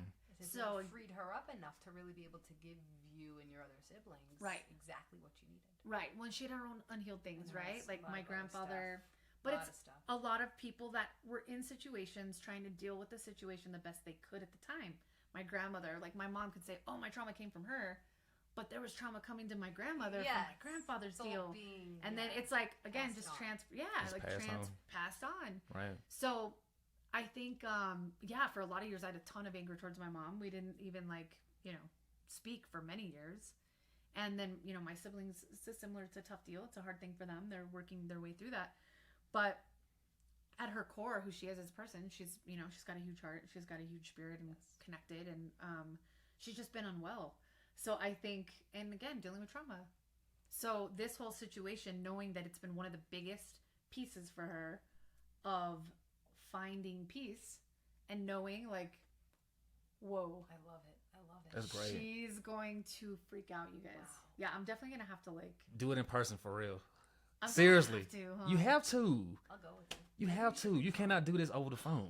I think This you is would a have to huge come with deal. You want me to come with you? You We'll go straight should. from here. Yeah. Exactly. I'll take you right now. Right now. Let's go. This is a Sorry, huge Patrick, we deal. gotta go. Okay. Hey, it's been fun being here, guys. Hey, Patrick, you want to go with us? I mean, I would, I You want to come? Patrick can come too. I would. Yeah. I would. You know? Yeah, I don't have nothing going on. So that's for real. That's exciting though. Seriously, It is. that is really awesome. It's a huge. I still am I feel like I said. I felt like earlier. I was like, did I just take some mushrooms and I didn't know it? Yeah, It's like, hold on. Well, you're in Colorado. I'm so like, wait it's a awesome. minute. Yes, yeah, that's true. I know. I was like, wait, not in Amanda's car. I wouldn't have taken mushrooms in here. Come on, guys. That's how I felt. Yeah. I still kind of feel like that. That's awesome. Wow. And then they So send a happy for picture. I know when she sends a picture and you could tell this is my sister. That's so fucking Great. great. She looks like my mom, her eyes, but you could tell Wild. yeah. I'm And- excited for y'all. I know. I am. What a cool thing. It is. What a cool thing because I don't think everybody gets, How do your kid? You haven't told your kids about it, have you? No. Okay. I just found out. So I wanna you found out before. You found out I before did. my kids. I did. I feel special. I do. You are special. I wonder how your kids will react to that once they They're hear gonna about it. be. They know about her. That's how much my mom talks about this. They know Right. they have an aunt out there. Right. And what was always so funny is we knew she was half Italian, and everyone would always say because I'm half Mexican, Spanish combo, whatever we have going So on. you're a there. mutt. Yeah. Okay. That's what's up. Irish, but the Yes. Good. exactly. And I always remember everyone saying, "I bet you." My mom would say, "I bet you she looks similar to you," because her father was Italian, So my dad's Hispanic. It was Yeah. and sure enough, I mean, it's only one picture, but boy, can you see it? Yeah, You could definitely. tell. Definitely. So That's amazing. that's what we have in store for today. Yeah, that's exciting. So awesome. Seriously. I'm so glad I'm here. For it. Yeah, that's historic. It really It is. is a It's a big day. massive, It is. massive thing. And kudos to her daughter for 21, right? She's What's 20? A lot 21. of 21s are just running around doing their own, thinking about themselves. And Yeah. It's got to be a good person. Yeah. For sure. absolutely. I'm like, well, again, this whole other, you're like, whoa, there's another human being we literally share, DNA. Yeah. It's amazing.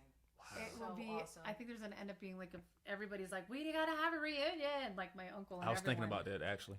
having a reunion. Mm-hmm. And be like, hey guys, Patrick said we need to do this. So Yes. he's coming. So somebody get. I his ticket endorse soon. it. Yes. Yeah. Okay. Patrick approves of this message. I do. He wants the reunion to happen, and we need to film it. That'd be great. would, Seriously. Yeah.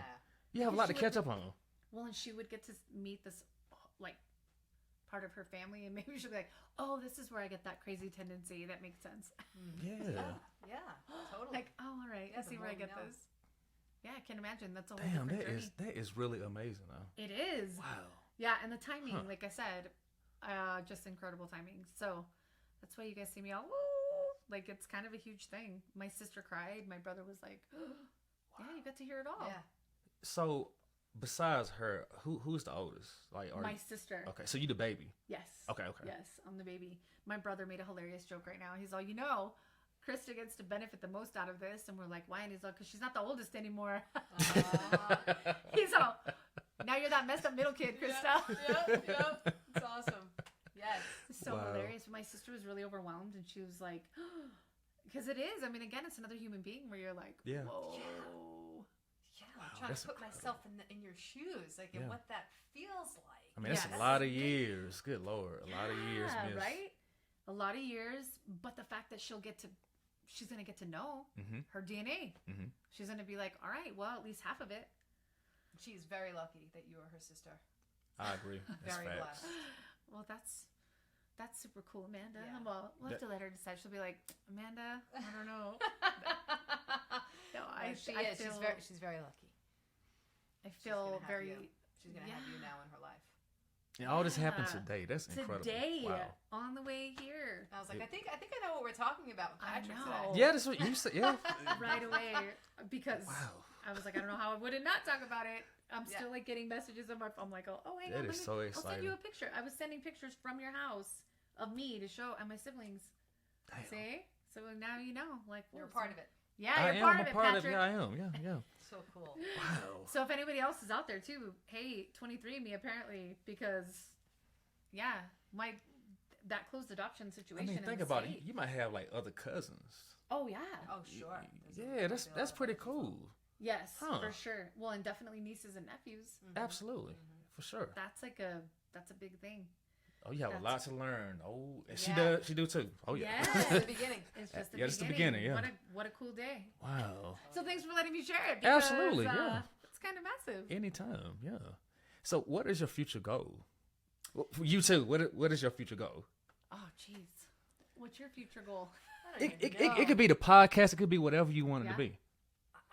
My goal is to reach as many people with the healing messages in my book and what we're talking about on the podcast and what I write on my blog, on my website. I want to try and get a community and of people that feel connected and are ready to heal. Right. Because like I said, this is not everything we're doing is not just for our own personal healing and for your listener, for you out there, for your personal healing. It's also for the collective healing, because my whole thing is that the chaos out there is because there's chaos in here. Right. We are responsible, right? I mean, it's not my thing. It's an ancient spiritual principle that they've been talking about for thousands of years, right? Law of attraction, we reverberate, whatever, we put out, we get back, all that kind of stuff. So I'm trying to bring awareness and enlightenment to people that if we want things to get better out there, we have to get better in here. Right. So reaching the most amount of people through like speaking engagements, podcasts, being on other people's podcasts, in any way that I can get this message out to people and inspire and encourage people and give them hope. Healing is possible. It is possible. Like I've done a lot of work through the years, and more recently I did some hypnotherapy, and that has helped a lot. The first few sessions I did it on my anxiety and the fear of loss. You had anxiety, really? Yeah. I can't even tell. Go ahead, my bad. Really? Yeah. I can't tell. Oh yeah. Really? I've dealt with it. Oh yeah. Most alcoholics. Most people are alcoholic. Yeah, me too. I believe you. Go ahead. But thank you for saying that, because hypnotherapy has really helped. Like I'm having this crazy situation going on with a family member right now that happened last night and this morning. And I feel like before I did the hypnotherapy, it probably would have rattled me the whole day. Oh yeah, for sure. sure. Or I wouldn't be able to like really put my best foot forward, right? And that whatever, because it rewires neural pathways. So it's sort of like power positive thinking, but within like 3 sessions. Like it's called rapid resolution. And it's not like you're getting sleepy, you're awake the whole time, you're conscious. It's just real deep meditation. It's this new method that they've been using to treat trauma, really, PTSD and trauma. It helps most. My husband he's a 9/11 first responder, suffered from PTSD. I mean, obviously it's still in him. Wow. But I can only imagine. Night and day. What this therapy has done for him in 3 sessions, he also, every day, he keeps it up. He meditates. He works on it to maintain it. New man. New man. So recently I did it also on some sexual traumas when I was a child. And I feel like it's really just helping me to let go and just be more comfortable in my skin and really just be able to give the best of myself without being jammed up with fear and with anxiety or depression or whatever, right? And just to have more moments of being fully alive and not being like stuck in something else that's my own mind controlling me, right? So doing a lot of that. And so another goal is to spread a lot of these healing methods. There's so much available today right? And it's not looked at as this like shameful thing to go get therapy or to go help yourself. Like, we are encouraged today, and Right. that's a beautiful gift of being alive right now, is that we have all this opportunity for healing. So that's my mission, just to spread it and for people to know that it's possible. That's incredible. What about you? It is. I would say. What about you, Jenny? I would have been. Thanks a lot, Amanda. Follow that one up here. I just want to be a good person. Just kidding. No. I think one of the biggest goals for me is wanting to finally be at peace enough to do enough, have the courage to heal, face the things, exactly what you're talking about, and to leave this earth with having been my most authentic self, whatever that whatever that is, that I can leave all of that here, that I can be it, not blocked up by everything else, right? Bring the gifts that I've been given to help and to serve. Also, in the biggest way, to be able to really genuinely, because I think we both have a knack and a gift for this too, but to do it myself and also help other people, like almost be a mirror for people Through our like, example, Yeah, maybe? well, that and not even, and almost just like letting my ego be down enough and having my shit dealt with enough that I can show up and not, because we walk around with our guard up with each other, right? Whether We it do. be because we come from different social situations, because we're not around the same things, or religious beliefs, or sexual orientation, or politics. We have this thing up.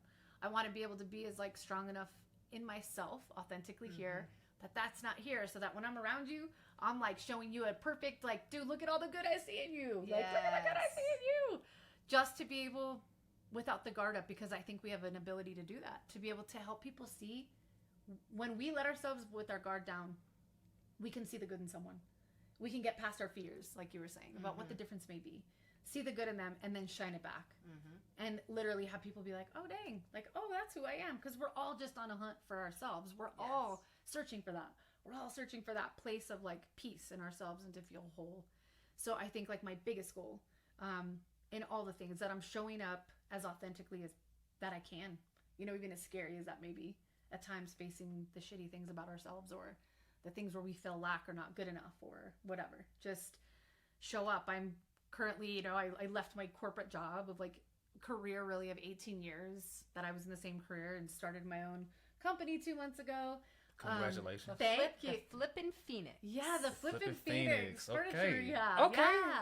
Nice. So I refinished furniture, stuff that's getting ready to get tossed out, and but it's built well and beautiful and strong, and like us, much like people, a lot of the time we're down for the count, and it looks on the outside like we might be done for, but a little bit of help, love, Second chance. second third chance, yeah, and we're Nice. strong. You know, a lot of this older furniture people toss out, not knowing that it's built better than anything we're ever going to get today. It's solid wood, Totally. it's oak, it's pine. I it's agree. all these beautiful things. So I'm taking those and just giving them new life. So it's keeping things from the landfill, but also giving people a good quality piece of furniture that has some of my artistic flair in it. And a big thing I'm building my business on is that 10% of anything I sell. I'm working with Gateway right now, which is a domestic violence shelter for women and kids, and actually all people. So if you buy a dresser or a piece of furniture from me, you're paying for the material for me to finish furniture for these folks that are in need. So That's working incredible. with them. Thank you. It's to me, it's just like a no-brainer. It's not Yeah. even Yeah. 19.1 billion with the B, you guys, billion pounds of furniture go to Wow. landfills every year, That's a lot. and a lot of it's really well built, better than anything we'll ever see today, and it could outlive all of us, but it's just taking the time to redo it, to give it a new life. So yeah, I kind of like took a major leap a couple months ago, but then again, that was one of those authentic things of, am I doing enough? Like, that's cool, I'm in a corporate sales job and I make great, I make good money, but what am I doing? It wasn't fulfilling. What's my and what's my energetic currency here? So this is about me just making more money. Like, are my kids missing out on time with me? Can I do something that's gonna leave more of a mark here than this? And when I really asked myself that question, I really had to look at myself and be like, yeah, no, you're not doing everything you could do here. So my goal is to, continue to grow that and have the courage to move forward in something I've never done, and also to help other people realize, like, I'm not some spring chicken. I'm not in my 20s and I'm doing it now. But that we all have a reason and a purpose here. So if I can find hopefully find mine and be able to help you find yours, or anybody else who's out there, to be able to grow that group of support for each other. Yeah. So we can all leave this place, better than we found it. Absolutely. Those are my goals. You two are doing some incredible stuff. Incredible work, seriously. Thank you. Yeah, I want to see you two flourish and just be the best version of yourself. Thank you. Yeah, absolutely. We're so glad to be here. Well, I'm glad you came. Seriously, I am. Seriously. Thank you so much. So do you guys have like a social media you want people to follow you on, your business, or what? Yeah, go Sure, ahead. we have our show, Soul Rising, SOL, like the sun. Yes. Soul Rising Podcast, that's on Instagram, so at Soul Rising Podcast. You could also find it on Apple or Spotify. Yes. My Instagram is Amanda McCoy Flanagan, MCK with a K, McCoy with a K, MCK, for everybody that's off all the time. Mm-hmm. And my website's the same thing, Amanda McCoy Flanagan. You could find my book on there. You could find links to our podcast there. You could read my blog there. So if you want to hang out with Ginny and I a little bit longer. Yes, we would absolutely love that. And then for myself, I'm on Instagram, the Flippin' Phoenix Furniture Rehab. I'm on Facebook as well.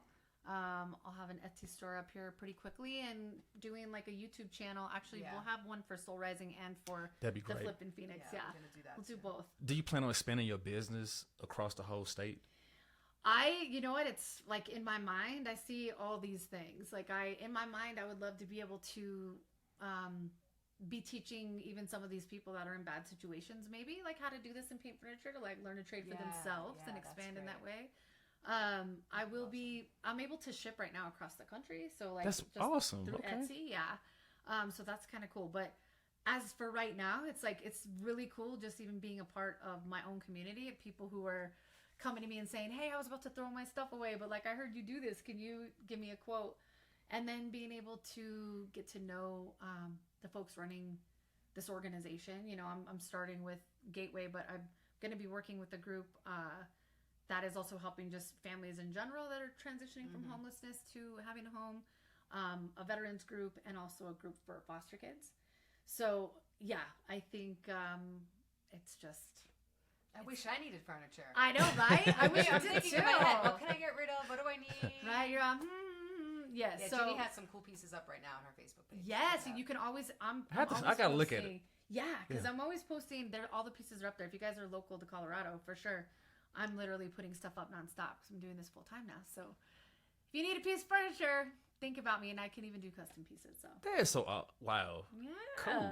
Is there any last words you would like to say, or you whoever? I just want to encourage everybody to shine your light as bright as possible. You are allowed, you deserve to shine that. We have a duty and obligation to shine that. You belong here right now on the earth to be who you are. Like Ginny was talking about this, I was thinking about this as you were talking about being your most authentic self and having people see that in you. The only way this place is going to get better is if we step into our light and are bold enough and courageous enough to shine it. that's right. Yeah, for sure. And I think I would say, be aware and just know the fact that it's always a little easier to jump into the negative momentum of things, no matter what that is, whether that's a self-talk of yourself or the messages that we're surrounded in all the time. Negativity moves faster and sells more, you guys. Yeah. So don't buy in. Don't get hooked in. We're a lot more alike than you think, no matter what the differences may be on the surface or politically or anything else. Don't buy in to that. Because there is something deeper than that. That is love and the thing that we're connected by. Don't fall into jumping in on that negativity train. Try hard. Sometimes it takes a little more momentum or work from you, but find the positive. And each time you do that, you're going to build that momentum, and it's what we're all trying to do and what we need to do. So that's what I would say. You are allowed to shine. Yes. Amen to that. All right. Well, thanks for coming through, and I want to do another one day for sure. I think it'd be great. I think we should. I'll come on your show. I don't know. Yes, yes. So we don't have it set up yet, but like we've done a few now on Riverside is what you use. Like maybe we'll use that. Let's do that. So we have to investigate more. We'll probably start them in the fall, but yeah, 100%. That's cool. Yeah, just let me know. Either I can come down, or I can do it virtually here. It doesn't matter. Whatever you just want. let me know. What else? Put you in the meditation cave. I don't know if we Right? can We put should. anybody else in there. Well, you know, we'll figure something out. We're gonna be like this, but it'll be good. It'll be awesome. It'll be so good. Yeah, we'll make it happen. I think we can. Yeah, For like I said, just sure. let me know, Yeah. and I'll be Will do, honored for sure. Well, thank you so much for having us. Absolutely, Thank We you. really appreciate it. absolutely. It's been amazing. Yes. Yes, Had a it great really afternoon. has. Anytime, for sure. Thank you Yeah. so much. Awesome. Well, stay tuned in for the next episode. Thank you very much. Thanks, guys. Bye.